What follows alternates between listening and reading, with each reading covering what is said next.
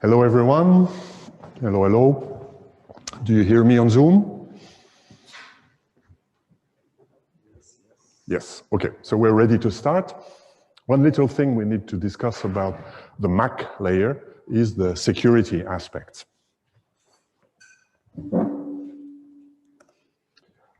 Oops, 56.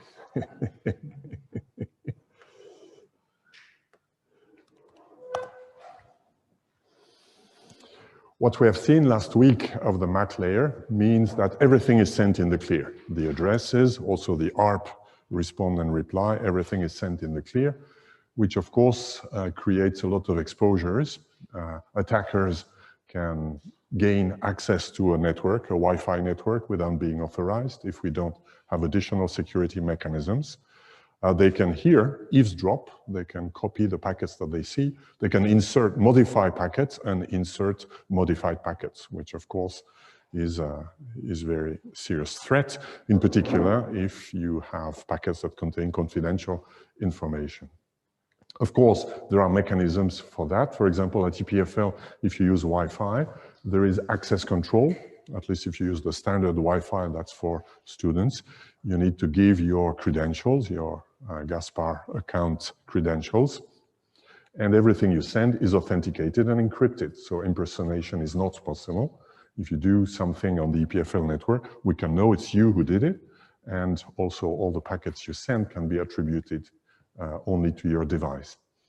Ethernet at EPFL is not secured with the idea that it's more difficult to attack a network that's in the cables. But of course, this may be not always true.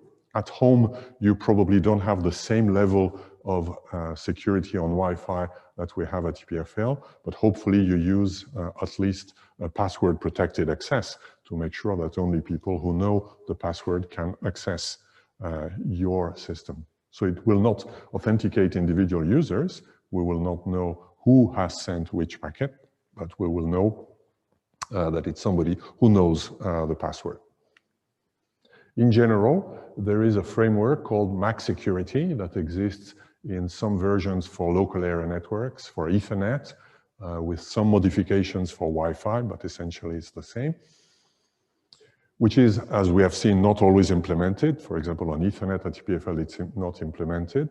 In the lab, we will also not implement it. But more and more companies are using it. There are zillions of different options of what you can do, depending on what level of security, therefore complexity, you're willing to deploy. Here is what it gives if we do a Wireshark. The net of it is that the MAC payload, if we use MACSEC, is encrypted. The MAC payload is the content of the MAC layer packet, so typically an IP packet. Then it is encrypted. How encryption is done, we will not discuss. That's a topic for a security course. It depends on the system. If we use Wi-Fi and we have a shared password, then it's encrypted using a key derived from the password. If we use per-user authentication with an authentication server, then it uses a key that is derived from the handshake that you do when you authenticate with a server. That's what happens when we use Wi-Fi at TPFL, for example. So in that case, the key is per user. Encrypted IP packet means you're safe in the sense that anybody who reads your packet doing packet sniffing, if we do a Wireshark of this packet, we will see the header, we will see the MAC header, destination address and source address, which interestingly are in the clear. They're in the clear because the MAC system needs to know the addresses. We'll see the type. The type, there's a special type for MACSEC. It means this packet is encrypted. And then there is an encryption header and a trailer. The trailer in particular contains the authentication of the entire packet. And the frame check sequence that we saw last week, which verifies that there is no bit error. This one is typically verified by hardware on the Ethernet card or the Wi-Fi card. So that's the last thing that is done. So this one also is not encrypted, but any error here will mean that the previous stuff is invalid and will be thrown away. So the MAC packet will be encrypted and protected. So if you have confidential information here, an attacker that is not on your machine, has not taken control of your machine, but is a man in the middle, for example, will only see encrypted stuff, which means for somebody who doesn't have the key, random bits, random X digits that are in principle impossible to decipher. So we expect that in the future, more and more Ethernet devices will deploy this. If you deploy this with Ethernet, you need a negotiation between your computer when you connect it on an Ethernet socket and the switch, for example. So you need a switch that supports MACSEC. So let's see side effects of this. Assume somebody who is authorized on a network, for example, an EPFL student has a visiting friend and wants to give access to the internet by using his network. Of course, the visiting friend doesn't have credentials to access the EPFL network, so cannot access to the public, to the Wi-Fi network of EPFL. There are other mechanisms, of course, that could be used. In this case, because Bart took this course, Bart knows that if I set up my computer as a bridge, and we will see in lab 2, perhaps you've seen already how to do that. That's very easy for any Linux machine, and otherwise a VM inside your system. So this will, through an Ethernet cable, for example, we can give access to Lisa, who now will have here a bridge that is connected, therefore, to probably a bridge infrastructure also, but we know that bridges can work together. So Bart hopes that this will work. Do you think that it will? Will Lisa be able to gain access in this way?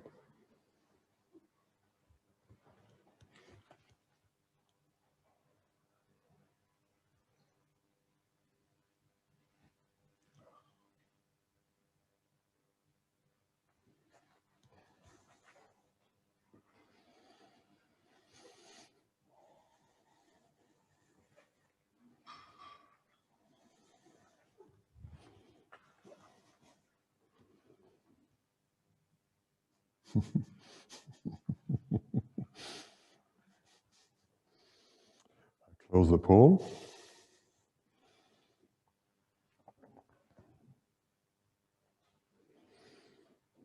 So the majority thinks, like what was put on the chat, that it's not the correct thing, which is true, but what is perhaps more interesting is to see why it is true.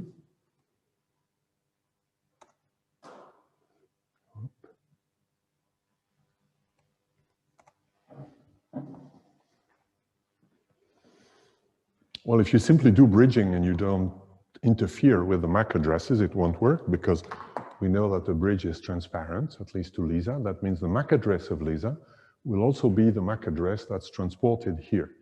And when the infrastructure of EPFL will receive this, it will receive a MAC address here. Now, when we use some form of MAC level security, we always authenticate. If it's an Ethernet switch, we authenticate the port on which the packet is supposed to arrive. If it's a Wi-Fi, then we authenticate the equivalent of the port is the MAC source address here. So this authentication mechanism associates Bart with a number of things, with a secret that Bart knows, the software of Bart knows, because there was this handshake phase when we set up the association, but also it's associated with the MAC address. So any packet that comes here should have the MAC address M1. Furthermore, it should also be signed and authenticated by the software that is only in Bart's computer. So the frame that will arrive here will not be accepted by the base station. It will be an invalid frame. It will not pass the MACSEC security check. So that won't work.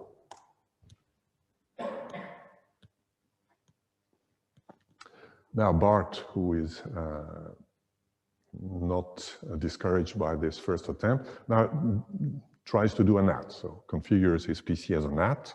We've done that in lab 1, so we know how to do it. And same thing, gives Ethernet access to Lisa. Will the second attempt work?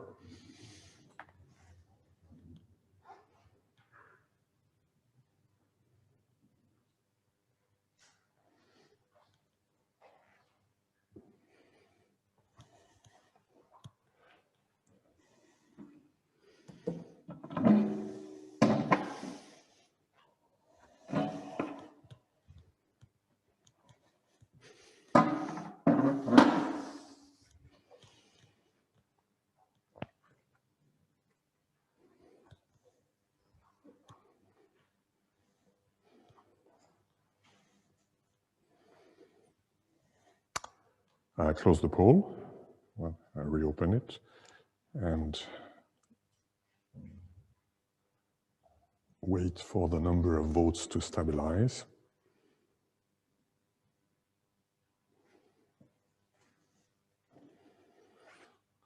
Okay, now I close the poll. And the majority says yes, which is optimistic, but it's true. In this case, it will work. Because when we do a NAT, in fact, what the outside sees is an application inside the computer. So for the rest of the world, when I am, oops, I've lost the focus. When I am at this point here, what I see is packet that comes from the NAT. And remember what a NAT does. It takes the IP source address of this system and simply obfuscates the port number. But for the outside, there's no difference whether a process inside Bart's computer or an outside computer that uses the NAT sends packets. There's no difference. So for the rest of the infrastructure, it's a legitimate application. Right? That's one of the beauties or the problems of the NATs. Right? A NAT, in some sense, defeats here the access control that is enforced by any system. Of course, if you do that, if BART does that, it's illegal at TPFL, so don't do it at TPFL. But that shows also the limits of the access control policies, right? The only form of security that eventually makes sense is always the end-to-end security. We should authenticate.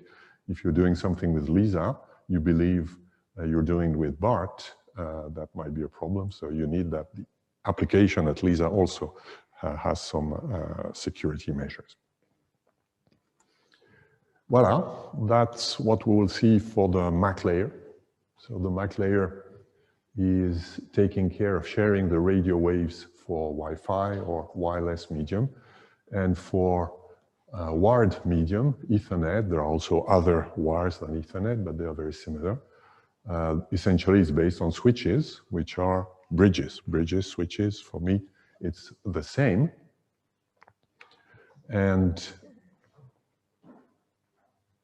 we have seen two mechanisms to interconnect devices, the network layer and the MAC layer.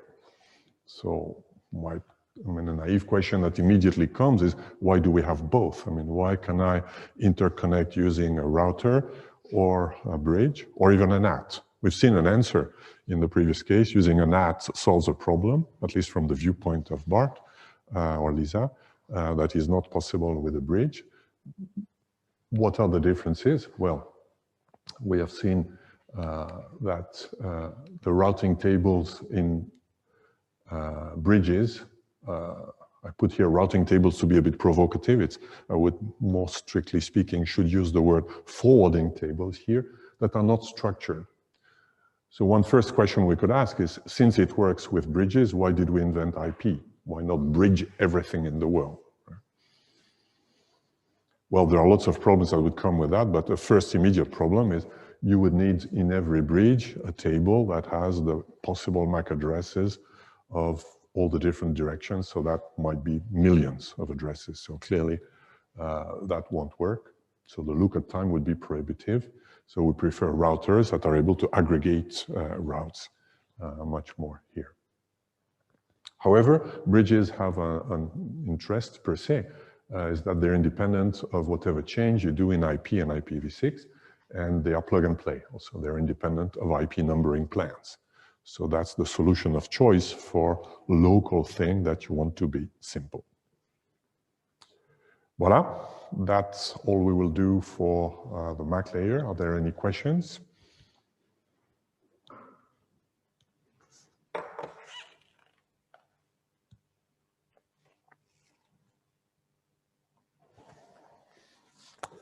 So if you have more questions, of course, you can ask them later on the Moodle news group. Our next chapter, so we went down into the layers from IP to MAC layer. Now we go up again to the transport layer. The transport layer is perhaps the most complex layer in terms of explaining the functions, but not the most important. The most important is certainly IP, but as we have seen, IP is pretty simple. But this simplicity is because the complexity has been put into TCP. So we will now see TCP. In fact, we will see it in two phases. This week and the next, we'll talk about TCP without congestion control functions. And a bit later, we'll talk of congestion controls. Congestion control are functions that were piggybacked, that were added to the transport layer, even though originally the goal was not to have them there. So we'll do it in two phases. So right now, the very simple view of the transport layer is that the goal of the transport layer is to make the network available to programs. So it gives a programming interface when you want to do something. So it's the first layer that as programmers or application developers, we can really use the network. Because IP, we can in theory, but in practice, we never have an application that will write an IP packet immediately. There are mechanisms called raw sockets, you can use that, but you need to code the X digits one by one, so that's not something we do. We have seen that there are two transport layers, UDP and TCP, one that is reliable, the other that is not. We have seen that there's IPv6 and IPv4, but there is not TCPv6 and TCPv4. There is ICMPv6, for example, which is the name we give to ICMP when it runs over IPv6, and it is significantly different than ICMP that works with IPv4. But for TCP or UDP, the good news is there's no difference. There is no TCPv6, there is no TCPv4, there is TCP. It's the same TCP that runs over IPv4 and IPv6, which doesn't mean that the same TCP software that is made for IPv4 can work also for IPv6. That's not what I say. I'm just saying the protocol is the same. So the protocol is things we can see in the slides, the rules of what are done. But when you implement that in software, when you implement TCP, for example, you manipulate IP addresses.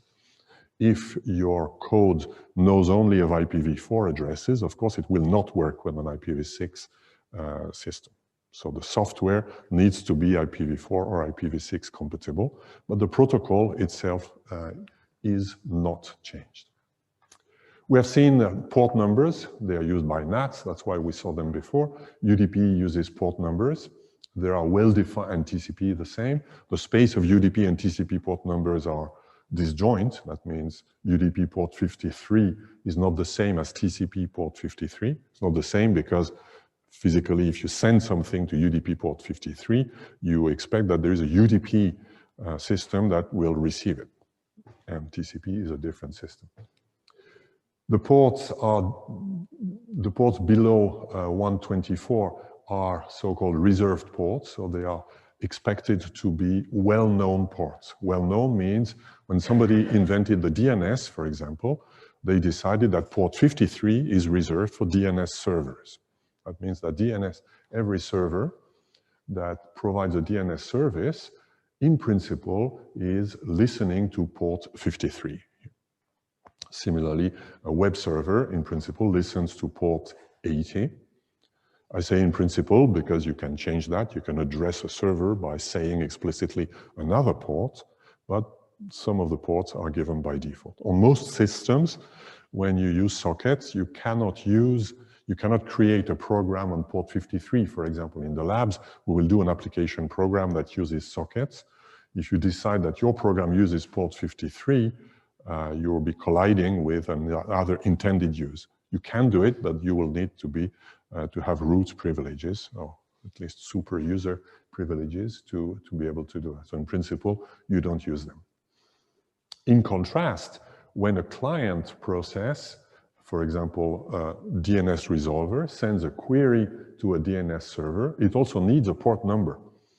This port number is called an ephemeral or provisional port number. It's one allocated on the fly by the operating system. So when you create the socket, you ask for a port number and you will get the next available one.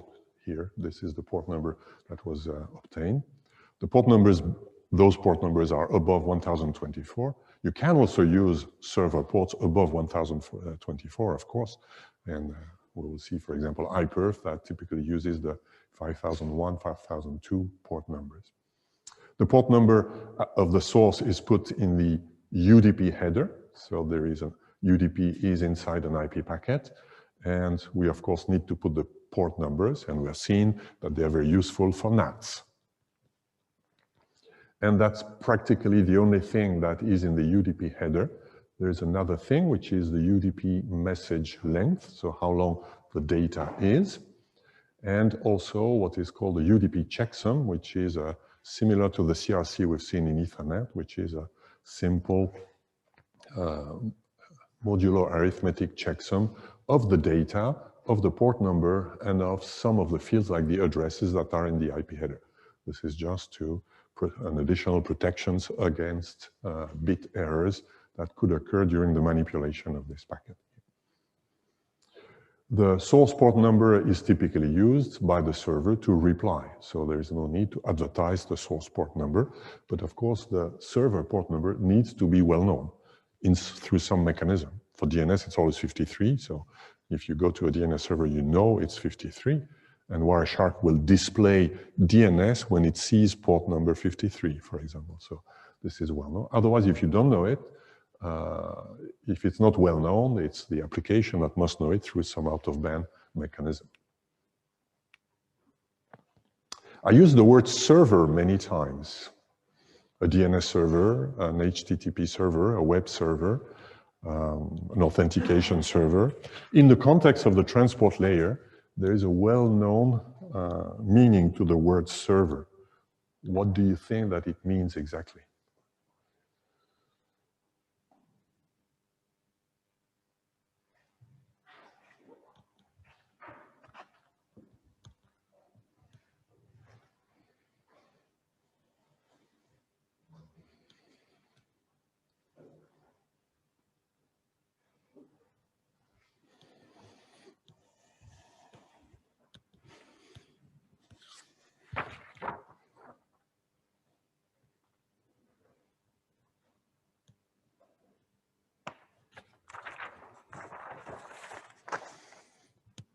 I close the poll.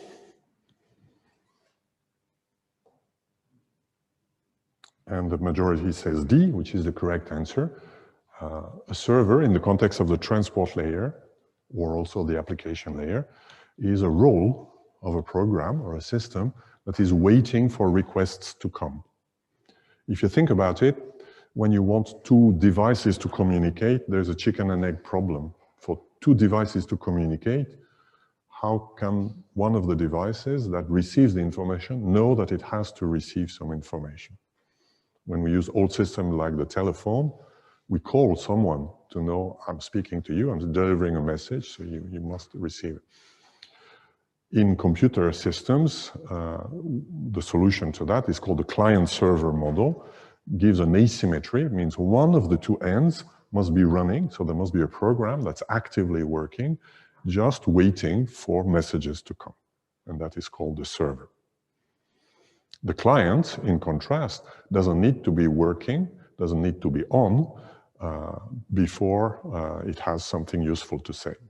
So that permeates everywhere, all the design of the internet. We've seen, for example, that the NATs make the assumption that on the local side of the NAT, there are only clients. So communication always starts from the client side. There are peer-to-peer applications like Skype or WhatsApp audio or video. When A calls B, we would like that both are able to call each other with the same role. But if we look in detail on how those applications are coded, there's always one of the two that is playing the role of a server.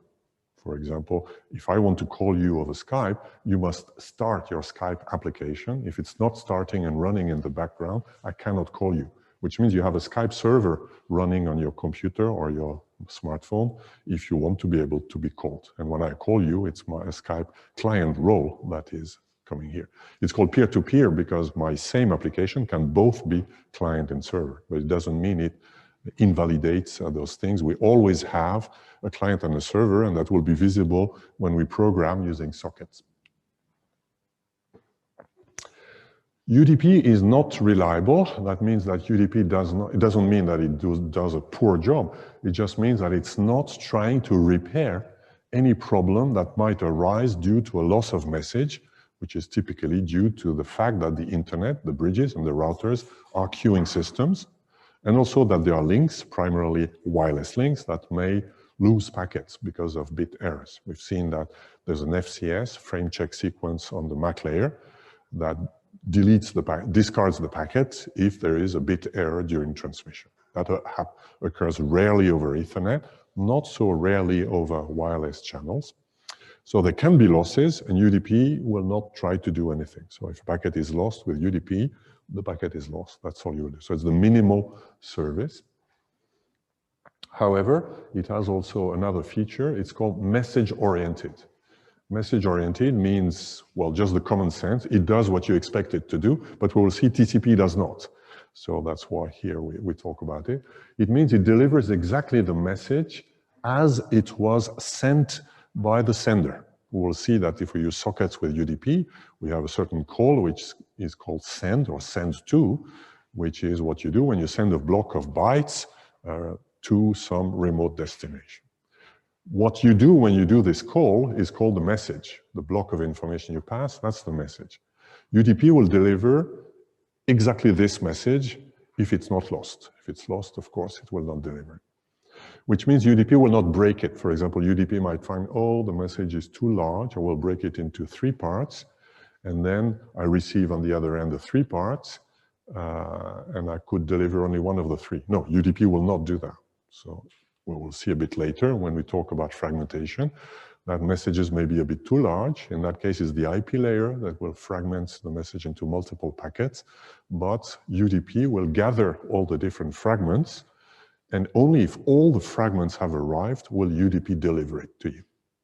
TCP will not do that. We'll see that in contrast, TCP has more optimization things to do. So TCP might decide to send, for example, if an application sends 3 blocks, but they're very small, TCP might decide to make one big packet and deliver those 3 blocks together, in which case you will receive, we don't respect the concept of messages. So TCP doesn't do it, but UDP does it, which means from the application programming viewpoint, UDP is very simple to use. When you read something, for example, a string of characters that's written in C, you know that in C, a string of characters, if it's incomplete, it's a source of lots of problems. It will not display as a string, so you need to make sure that you receive the entire thing. If you receive it as a UDP message, you don't need to worry about it. As I mentioned, a UDP message might be too large. For example, it might not fit in an Ethernet packet because the maximum possible size is 64K. If it is too large, it will be broken into pieces by the IP layer using fragmentation that we'll see a bit later. How do we use UDP? Well, it depends which system you're using. Most systems that are using standard programming languages like Java, C, C++, Python. In the lab, we use Python. They are based on the C socket library, so they imitate it, and so the vocabulary is always the same here. So, for example, here is a client that sends a UDP message to a server. So the first thing you need to do is to create a socket. So a socket is, in Unix systems, is a file descriptor. It's in the same space as file descriptor. In Unix, writing over the network to another remote device is similar as writing into a file. So the terminology is the same here. So a socket is the data structure you need to be able to use the network to send or receive. So you must create one. You need to bind it. In object-oriented languages like Python, this is done implicitly when you do the creation. In low-level languages like C, you need to do it separately. The bind has the effect of saying which port and which IP address we use on this machine, on this local machine, not which port from remote destination, but on this machine. So if I am a client DNS resolver, for example, this is port number is, you don't care about the port number. It's an ephemeral port number that will be allocated to your program by the operating system. So you don't care, and object-oriented languages simply hide it away from you. So some binding is done here. If you're a server, typically you care. you must advertise to the clients what is the port number. So you cannot leave it to be a random number given to whatever is available here. So if you're a server, you need to specify which port number you want to use, so you have to give it here. You also need to specify the address, the IP address. By default, you don't do it. If you don't do it, that means this socket is associated with all the IP addresses of this machine. In a simple machine, which is a simple server connected with only an Ethernet connection, there's typically only one address that you care about. There's also the loopback address, but if we ignore that, there's only one. But typically, there may be many. For example, all devices that we have today have Wi-Fi and perhaps, if it's a smartphone, cellular telephony interface. A computer will have Wi-Fi and Ethernet. So you have multiple addresses here. Also, you can have IPv4 or IPv6 addresses here. So when you connect the socket, you have to see to which address you connect it. By default, you don't say anything, which means all addresses. So if you don't say anything, that means, for example, on this one here, if you bind it to all addresses of this machine, that means any request that comes to port 53, if you bind it to port 53, that comes over any mechanism, Wi-Fi or Ethernet, will be delivered to this socket. You can prevent this by saying, I want only the things that come on a given IP address here. Once you've done this, then you can send a message, and sending here, because UDP is not what we call connected with UDP, you can send from one machine, the machine on the left, to any other machine over the same socket. So you have to specify here what is the destination port number and the destination IP address here. We say it's non-connected in the sense that there is no association, there is no prior association between the client and the server. The client can be used to send to any server, this client here. So typically you send a message. On the server side, we said that a server is something that is ready listening. So this is seen by this sequence of system calls. You create the socket, you bind it, and then you do a call, receive from. That means I am receiving something. And the dots here, the dashes here mean that if nothing has arrived, then what will happen? Well, by default, this is a blocking call. By default, that means if you don't play with the socket options to change the behavior, if no message has arrived to this server, when you do the receive from, then your program blocks. That means it doesn't return. Of course, you need to handle that. You write some code and the code stops here. The code will continue execution when something is received, which will happen here when the send to occurred, the message is received, then the execution will resume, and then whatever the code is happening will be done here.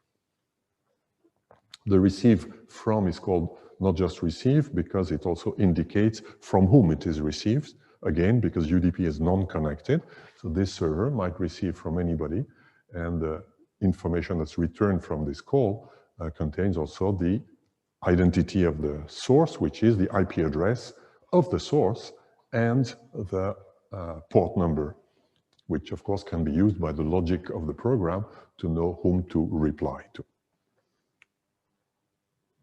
We saw that there is not an IPv6. However, when you create a socket, you typically have to say whether it's an IPv4 or an IPv6 socket. In principle, we'll see there are variations to this principle, but in principle, most developers will agree that it's a bad idea to mix IPv4 and IPv6 in code. First, the addresses that you manipulate are not the same. And second, from a security viewpoint, it's more difficult to secure a program that has both exposure to IPv6 and IPv4. So in principle, when you write some code here, you have to decide whether it's an IPv4 or an IPv6 socket. And if it's an IPv4 socket, then you can send to only IPv4 destination addresses. Otherwise, there will be an error case thrown by your messages here. You can also write, at least in object-oriented languages, you can do use a higher level construction, which consists in having a program that can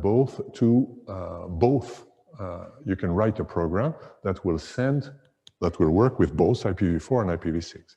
And the typical way to do this is to use the DNS. So the DNS is used by a function that is, for example, get address info. So in the context of socket, you want to be able to send to somebody that is given by its name, but the socket send to call needs the IP address. So if you do this, you first use a socket function that will return the IP address. So this is get address info, for example.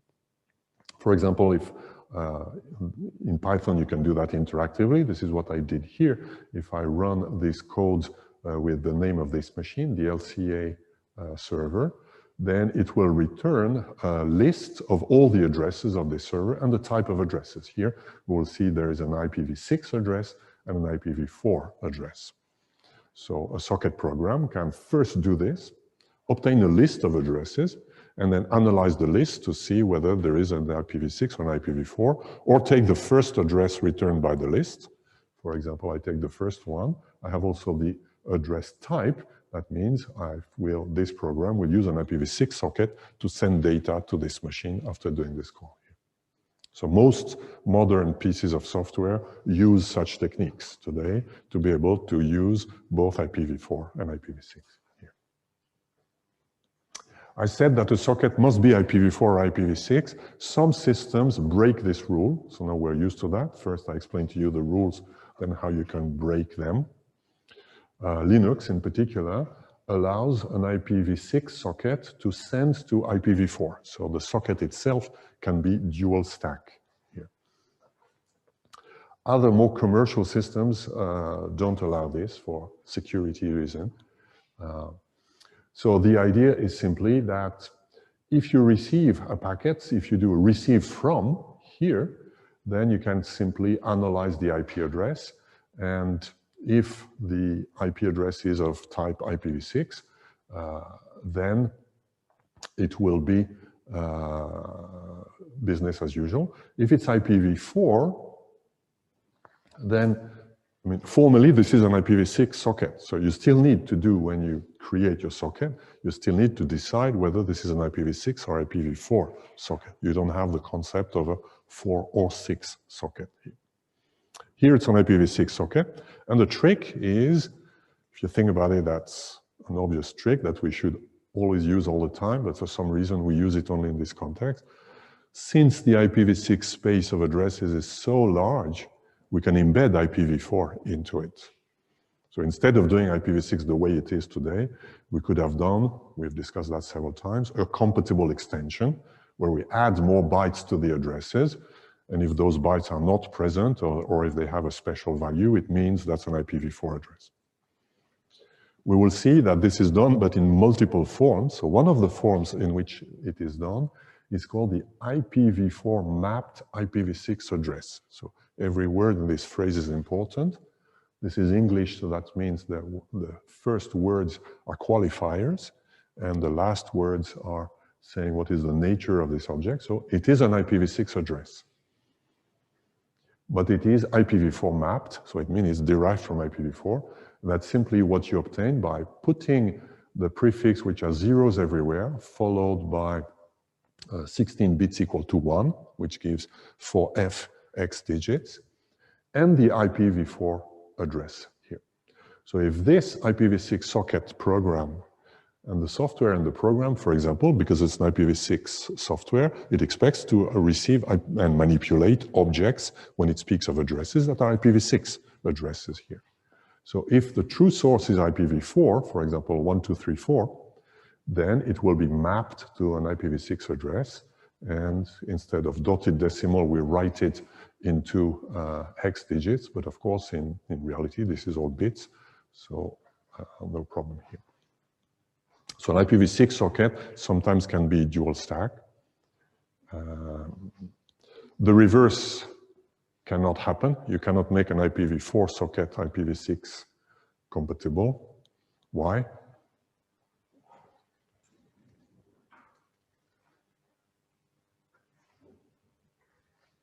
Yes? You cannot include IPv6 So the answer in the room is you cannot include the IPv6 address space into the IPv4 space. Obviously, yes, because the former is much larger than the second. So if this would be an IPv4 program, it expects to receive an IPv6, an IPv4 address, and then what do you do if you have a long address? How do you map it? So you can't. We'll see there are ways to do it with NAT, but in the context of socket programming, this cannot be done. So if you want to be dual stack, you must be IPv6, at least on some system, which is not without problems, because if you don't manipulate this carefully, you believe you're creating an IPv6 program, but it can work with IPv4 clients, which perhaps might not be the desired behavior. Of course, there are ways to disable this. You can prevent a socket from having this behavior. What happens below the cover? It's important to have a mental image. Of course, in the operating systems course, there would be more discussion of this if you take such a course, but for us, it's important to have a mental image of what happens. A socket is always associated with a buffer on the sender and on the receiving side.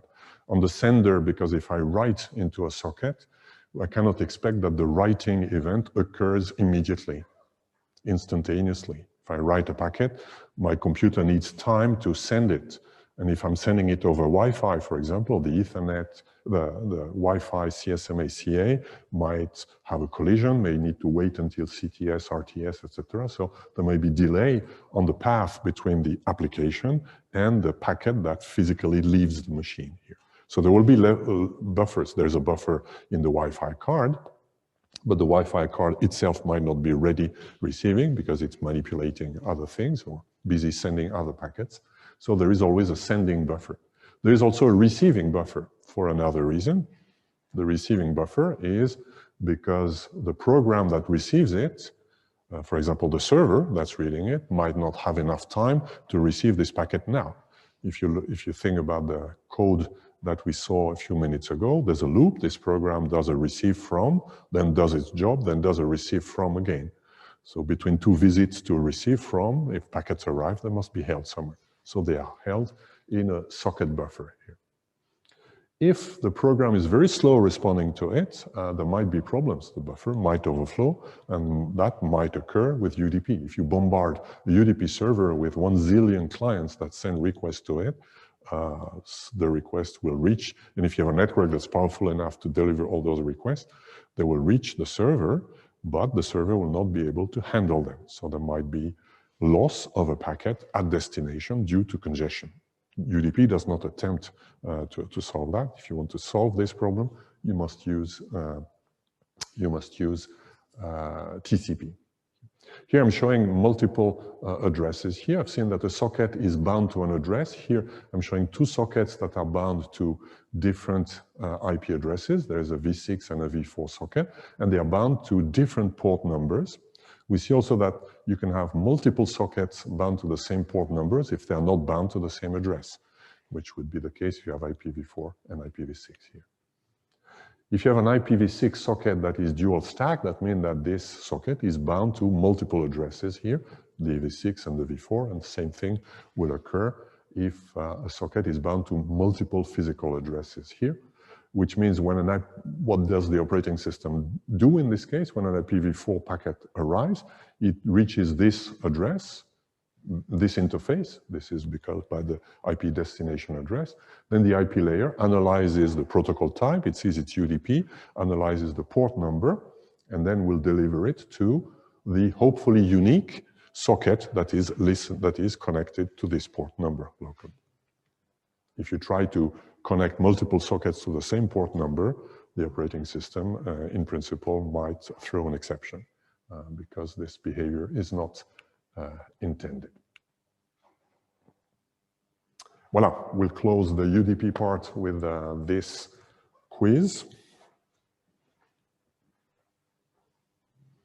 These AS browsers send a DNS query to the DNS server of UDP, but the answer, the query, or the answer is lost.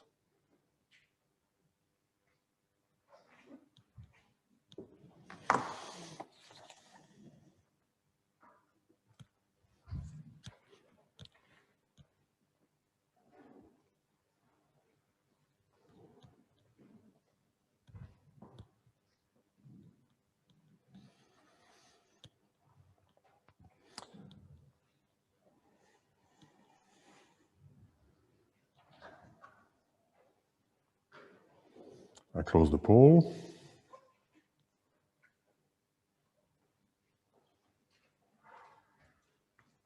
And apart from one outlier, everybody answers A, which means that, which is of course the truth, which means if you use UDP, you must do something. You must implement something like the stop and go protocol. In the case of DNS client, this comes for free, because if you ask for a question, you expect a reply, so you don't need an ACK. The absence of reply will be interpreted as a loss, and what you will do, you will send again. Of course, you will send again and increment the timeout. Like we saw in CSMA or Aloha, if you try to send something, wait for an ACK. If that fails, you will try again. But if you continue trying again, it may be that the packet is lost due to a Wi-Fi error, but it might also mean that the server is congested. So if the server is congested, you should not retransmit again, because it means the server is receiving too many queries, is not able to reply to them. So what the DNS client will do is it will increase the timeout. So it will try once, start a short timeout. If the answer doesn't come, it will try again and start another timeout, which means that it will delay the resending, which will decrease the volume of traffic that the DNS server will receive here. That's an example of what we can call flow control. The DNS client is trying to flow control, to put a control of the amount of flow that the receiver receives, but this needs to be done at the application layer if you use UDP. Voila, we do a break and resume in 13 minutes.